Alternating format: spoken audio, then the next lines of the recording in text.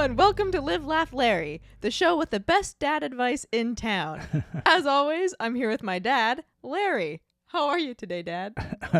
I'm really good, I think. So far, I'm good. Dad just found out about my plan to record a podcast about an hour ago when I surprised you. Mm-hmm. Mom just got you out of the house. I converted your guys' spare bedroom into this podcast studio, and now we're here. So how are you feeling about the idea so far? I'm intrigued. I'm excited. I think it's kind of cool. What the heck? No guts, no glory. Amazing. Okay, so Dad, the format of the show is to solve people's problems and provide dad advice. So to get us warmed up, I thought I'd do a problem-solving speed round. Are you down for that? Okay. Dear Larry, my best friend chews with their mouth open. What do I do? Chews. Well, I would chew with my mouth open back, with my mouth even farther open, so they get a really good view. And it'd be really good if you're chewing like soft-boiled eggs or something. Okay. Dear Larry, my boyfriend farted in front of me for the first time. What do I do? Cut him some slack and blame it on the dog. Romantic. Okay, last one. Dear Larry, my neighbor listens to loud music all day. What do I do? I think you should embrace the music. If you like it, unless it's rap, because old boomers like me. Dad, you can't say that. No, okay, I guess I like some rap. You can't say that. I think if you like the music, don't complain. But if you don't like the music, you're allowed to complain. Fair. Okay, all right. Well, I think now is a great time to hear the first question. Okay. Just finding it for us. Do you have any idea what I'm about to do right now? No. Okay. Somebody's asking a question? Hi, McCarry's dad. Congratulations on your new podcast. My name is Jarda. I am from the Czech Republic, and I'm facing a problem I would love some advice on. I am a video editor, and I can't seem to get myself to finish some of my projects. I get really excited when I'm planning stuff out, but when it comes to putting my head down on editing for a long time, I get very easily distracted and I very rarely get into it. I've been doing this wedding video for my friends for a long time, but since it's not a paid job, I let work and personal life get in the way. But this month, I had a lot of free time and I still haven't done it. So I think my question is how do I get myself to do the boring stuff or just get stuff done in general? Thank you so much. Isn't he the sweetest person He you've is ever so. seen? What a nice guy. That's a long question, and it's a tough one because it's easy to do when you're passionate and you get up in the morning wanting to get to the computer or to the office or wherever it is. And yet there are days when you have to get through the tough stuff. I've absolutely felt like that. Mm-hmm. You know, when you're into a situation where you're feeling like a bean counter and you're not even really sure where the beans are at, Mm-hmm. or who cares about the beans. Those are long days. But then there's days when the beans line up and you can see that you're having an impact. Mm-hmm. And that by putting the beans in the right space or counting the beans properly, you've made a difference. And whether it's with colleagues or students or friends, so persevere. To your point of the things that make it feel worth it are the rewarding piece at the end. So, making sure your beans are going into the right places and like seeing the final impact. So I think in Yarda's case, it's the like really thinking about that like finish line of like sharing this really beautiful wedding video with your friends, and making sure you're there to see their reactions and kind of letting that push you through. And I know for myself with YouTube videos, it's one thing for me to press publish and see the analytics go up. That's great. It's also kind of soul sucking when they don't do well, but I really like showing you and Mom my videos, and that makes me feel really good. And especially because a lot of my videos have lots of sentimental stuff with you guys in it. So if I get a good tear or a good laugh out of you guys, it feels really nice too. Well, and the thing to Yarda, working on a wedding video, I mean, I don't know much about video editing, but I do understand that just watching McCary, all the intricacies and the tedium sometimes that goes with it. But something like a wedding video that's going to be cherished for generations to come and for their grandchildren to watch. Wow, that's a potential to leave a legacy that with your name on it to a whole bunch of people. So I think sometimes you have to keep that in the back of your mind. And unfortunately, there are times when maybe it's not a video, it's a how-to video or something, and you're not sure it's going to change people's lives, but we have to get through those days too. So I think the biggest thing, maybe the biggest takeaway is, I don't know, this is me panicking now, but I guess the biggest takeaway is, feeling like you're making a difference. Or what would you say? Yeah, well, there were days that, a quick story I've told is my first year teaching, I was out in a portable because I was the rookie teacher, so I got to be out in this old portable. And I had a grade 5-6 class. And one morning I was at my desk getting ready for the morning, probably because I hadn't done enough work the night before. And it was before school started, and I had a group of kids standing around my desk, just talking and waiting for me to finish. And there was one little boy, I'll never forget, his name was Lance, and he's leaning and he's got his chin in his hands and looking at me. And as soon as I finished, he was ready to tell me that he said, "Mr. Espy, last night I had this dream, and you and I were dirt biking, and we were jumping on these jumps with our dirt bikes." And I remember thinking, if you're dreaming about me, it must be because I've spent enough time with you that I impact your dream. I certainly only want you to dream good things about me. Mm-hmm. And that was a bit of an epiphany, and I realized you have a lot of potential to do good or bad in the minds of these kids, and that was a real eye-opener, and I kind of kept that in mind. And then as I got older and started working with young teachers, it kind of works the same way. Mm-hmm. They're all trying to do a good job. Nobody goes to work in the morning wanting to be bad. Mm-hmm.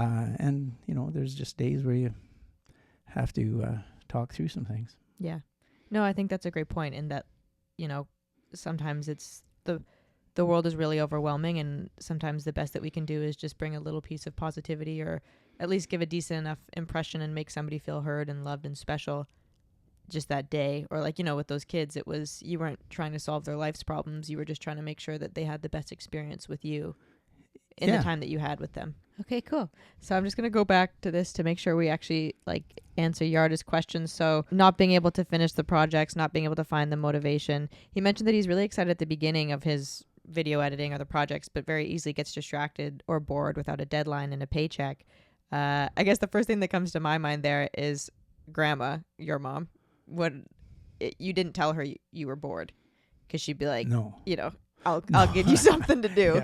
Yeah. Grandma she was one of 15 kids, and if you said, I knew better. I learned soon, very early, not to ever tell my mom that I was bored. Yeah. And I think with that, it's even, I remember going back to, my first job at Shoppers Drug Mart, and it was, you just see a cart that needs to be emptied and kind of just always going out and doing things before needing to be told to do it. Mm-hmm. And I think that's a really great work ethic skill to have. And I attribute that to you and Grandma type of thing. But the reason I mention that isn't to say that I had a great work ethic when I was a 15-year-old working at Shoppers Drug Mart.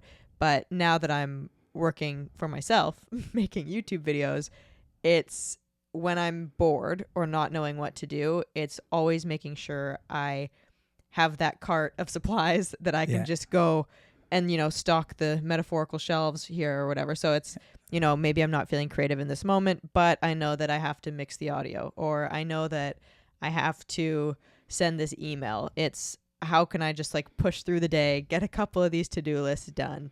'Cause just don't say you're bored to Grandma, because she'll find you something to do. So does that make sense? It absolutely makes sense. I think I would never try and convince anyone that I had the same work ethic that my mom did, because I don't think anyone had the work ethic that my mom did. But her line was, and it was pick up the heavy end. You shouldn't have to be asked to pick up the heavy end. And sometimes that's not always, you don't want to pick up the heavy end, but I know her point. I know her point. And back to Yarda and his story, some days you have to pick up the heavy end when you don't feel like doing it. But I think with just, rethinking some of the things that Yarda said, and again, back to this legacy, as much as it's tedious, what you're producing, a lot of people have jobs that aren't able to produce something where you stand back and go, wow, or have other people stand back and go, wow. It's a pretty special situation you have. Definitely. And all that being said, as someone who makes videos, I know how much it sucks when you get really excited at the beginning and then you have to do the actual filming and the editing and all of it, and your ideas don't come to life the way that you thought they would, and it's so demoralizing and frustrating and sad. So like, I don't by any means mean to say like, oh, don't be bored, push through it. I understand in my own way how hard it is to be a creative person and to get excited about some of your projects. But I think, yeah, just conversations with you. I know when I call and tell you that I'm stuck, writer's block or whatever, and you're always really supportive in, telling me that you love me no matter what, or go out and have a drink, or, go take my boyfriend out for coffee or something, get away from the computer. But you're also one of the first people to say, onwards, you need to get it done. So let's go. Well, and the thing is, if it's so bad that you can't get up in the morning wanting to do it, or don't ever find any, then you may want to, especially at your age, you may want to take another path. And I saw too many. For example, I was an educator. I saw too many teachers who I felt bad for because they'd done their 4 years university, they'd spent the money and the time, and all of a sudden they get into the position and found out that, they kind of liked science, but they really didn't, like spending time around kids. Well, that's not going to make for a fun teaching career if you don't like that. So sometimes you have to question that too, and it's a hard question, but ask it sooner than later. Yeah. Yeah, definitely. That is my advice for Yarda. I didn't really consolidate it in my brain. There were some good nuggets in there. Yeah. You think so? Well, I don't know. Like I said, Yarda, I'm sorry if it sounds like it sounded like a just pull up your bootstraps and get it done advice. That's not how I meant to come across. It was more the idea of the self-talk and recognizing that there's going to be parts of most jobs. I'm not sure who your sports hero is, or if you have a sports hero, they spend a lot of time practicing with no one watching before they get to score the big goal in front of 60,000 people. And I know that's bread and butter advice, but it's, you have to practice sometimes before you get to be in the show. That was a good one. Did you just come up with that? Yeah, I did. Wow. This podcast is going to do really well if you keep popping out gems like that. Brilliant. Yeah. Okay. Thank you, Yarda. You beautiful human soul. Yarda was the first person who sent in a video, and it just made my heart sing because he seems like the kindest human ever. So that's very cool. How many other guys did you video? How did you get this? I got a couple. How did you get that? I messaged people on Instagram and said, hey, thank you for being a subscriber. Can you help with this thing? And everyone was like, absolutely. Oh, that's cool. The internet really likes you. Yeah? Oh, wow. Yeah. So don't let them down. Don't let them down. Okay. So that went well, I think. Okay. I think only upwards from here. Okay. Not that it was bad. Onward, upward. Onward, upward. Okay, we got, I think, one more question. I have many for you, but for at least this episode, we got one more question. Hi, Mr. Larry. So excited to hear the podcast. People usually say, like, long-time listener, first time sending a video message, but I guess I'm first-time listener, first time sending a video message. My name's Shirley. I'm a comedian based in the UK. My situation kind of relates to that, actually. So I live in a small town, and I love it here. It's kind of enough for me. I burnt out of a big city before, but I now don't feel like I'm growing so much. So my big question is, should I move somewhere where I have more of a creative community, or should I stick out here, which is financially much cheaper? My problem with a bigger city is that then have to work more and won't have any time or space to be creative. What do you think? Help. Isn't she funny? Wow. So, a comedian being in a big city. Wow, that's an interesting question. I don't know if I have advice, but I think that I would have to say, technically, I guess I'm a comedian. You know, I like. Are you? I like to. I'm not a very good one, but I am. People laugh at me. But do they laugh at you or do they laugh with you? They laugh at me. Well, I've had them laugh with me at times, but no, I'm just saying, like, I felt at times where the jobs I had, I was the center of attention, whether I wanted to be or not. Mm. And sometimes they were laughing with me, sometimes they were laughing at me, sometimes if they laughed, it was really bad because it wasn't supposed to be funny. So I've been in the situation. And I guess to your question, do you need to go to the big city? I found a lot of humor in the small town that my career was in. There were some real characters there, and you get to know them really well in there. And I grew up in an even smaller community. I lived in a general store on the corner in a place in northern British Columbia. And I've often said, you know, the kids that lived on the farms around the store thought I was the city kid because I lived in the store downtown, which was right across from the church and the gas station. And all the kids in town, 20 miles south of us, thought I lived in the country. So I've often said that's why I needed counseling, because I really didn't know who I was. Was I a city kid or a country bumpkin? But I found the stories in my life and the inspiration for anytime I've had to be creative, came from those little places, particularly from a place called Montney. Because even though I left there when I was 15 years old, it was the place that shaped me. Mm-hmm. All the customers in that store that I got to wait on, and they would have been, if I had been a real comedian like you are, I would have used them as material for lots of things. And I still tell stories about different customers and funny things they did, or situations that just became lifelong stories that I've told that I learned from. So I don't know if I'd necessarily say you needed to move to the big city. And I've been to New York. I love it. There's lots of action, and there's lots of things to do. And I'm sure there's a lot of stories on every corner. But I don't think you have to do that to get a zest for life. There's, you know, I'm just, the images are running through my head right now of old guys that used to come in the store to buy brown amphora pipe tobacco, and then, or chewing tobacco, or being chastised for bouncing a lemon while I was looking for the price. You know, just there's material everywhere. Mm-hmm. I don't know if you need to go to a big city to find it. Yeah, it's like, you know, one of my favorite shows is The Office. Mm-hmm. And it's just a couple normal people at a paper company. Yeah, somewhere in Ohio or something, isn't it? Yeah. Scranton, yeah. But yeah, no, I agree. And I think a really big thing wherever you are, whether it's a big city or not, is just the community that you have. And if you feel like you have I know I'm not really supposed to be the one giving advice. I'm sorry. You're the older man with the but I guess as like a conversation with Shirley is what the heck was I even going to say? Something about... Thank God you have such great editing skills.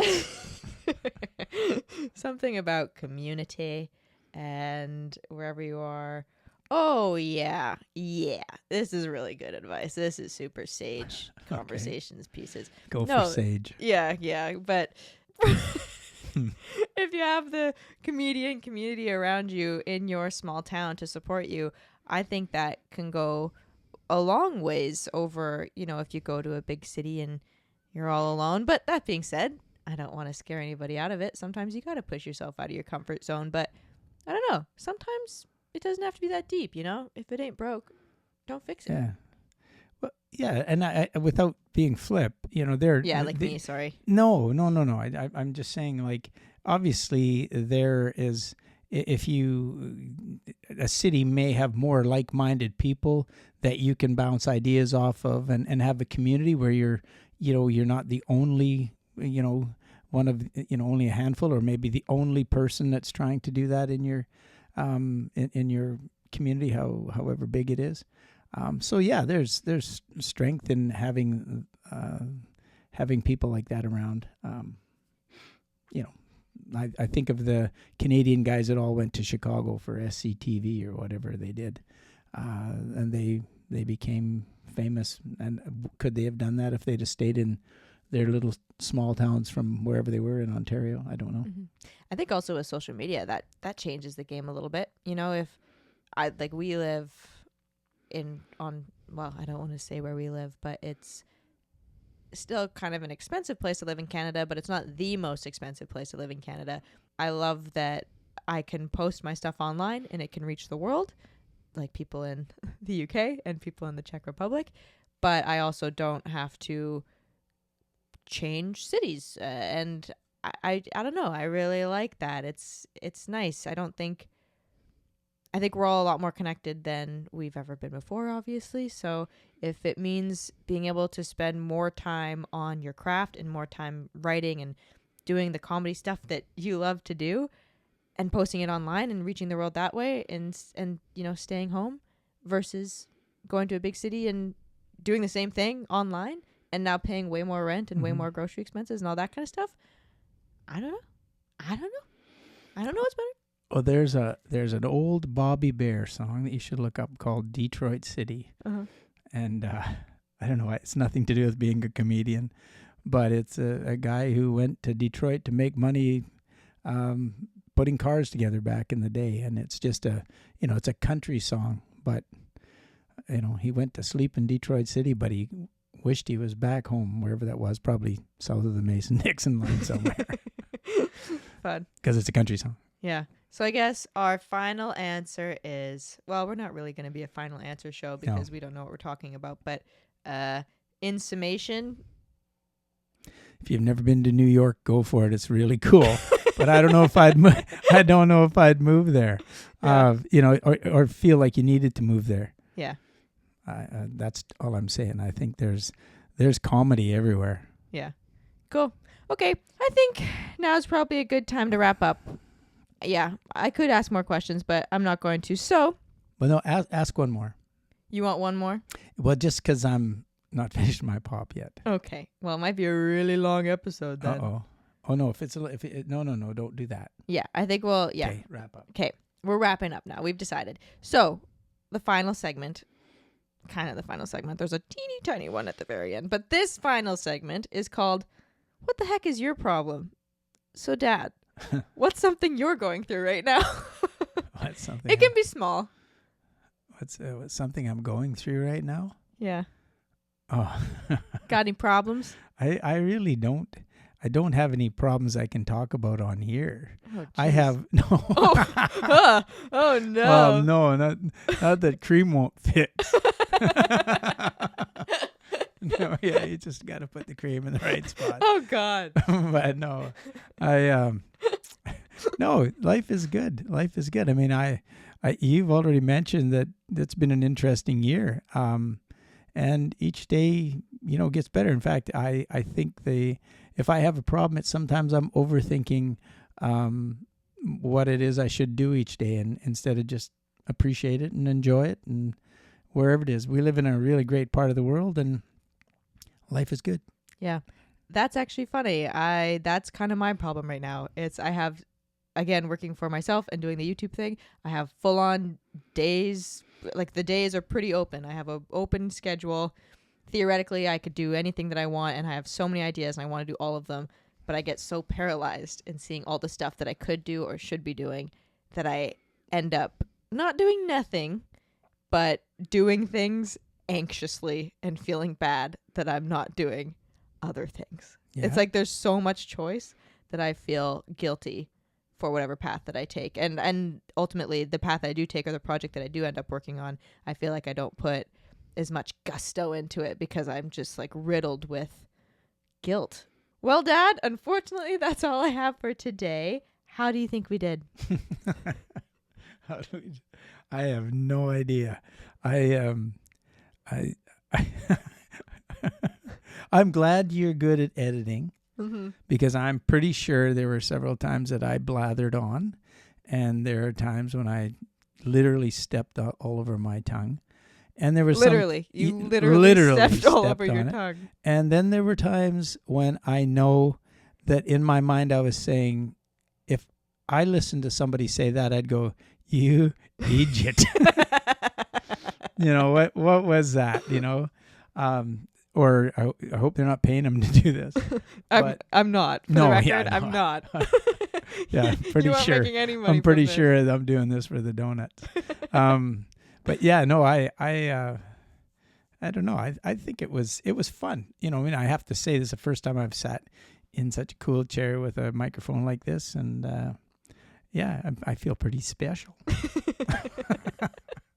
Amazing. Okay, well, to close things off, I wanted to send the two of us and whoever is listening out into the world with a task. And this week's task is to go for a walk, which is really funny because off camera, you and I both were like, we don't want this just to be a podcast where we tell people to go for a walk to solve their problems.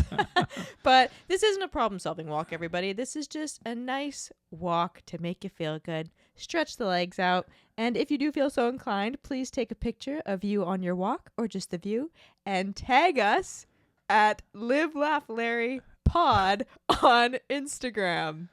Where did the Live Laugh Larry come from? Pretty sure you said it when you were in the hospital after your heart attack. Oh, right. Yeah. That's right, too. Yeah. Well, we were all, I think it was pretty morbid when you were, in the hospital dying. And we were joking, because that's what we do. We were joking that we were going to get Live, Laugh, Larry tattoos. Oh, right. You kicked the bucket. Oh, right. Yeah. Obviously, you wouldn't get the tattoo. I still think I'm on so many blood thinners I can't get a tattoo. No. But yeah, I still think you guys should go for that. Yeah, you know what, Dad? Yeah. If here. If on our forehead, here. if this podcast gets 1,000 subscribers. Yeah. That's a joke. I will not do that. Maybe I think go with a maybe t-shirt. a million. Go with a t-shirt, not a tattoo. Yeah. Yeah, definitely. All right. Okay. So to close things off, if you enjoyed the first ever Live, Laugh, Larry podcast, please subscribe and give us a 5-star review. And if you're watching this on YouTube, please like, subscribe, and comment your favorite part. It will really help get this podcast off the ground, and it will help let us know if we should even make more of these. And lastly, if you're in need of some dad advice, please send your video recording or audio message to livelaughlarrypod@gmail.com. Oh, really? That is too funny. All right. Team.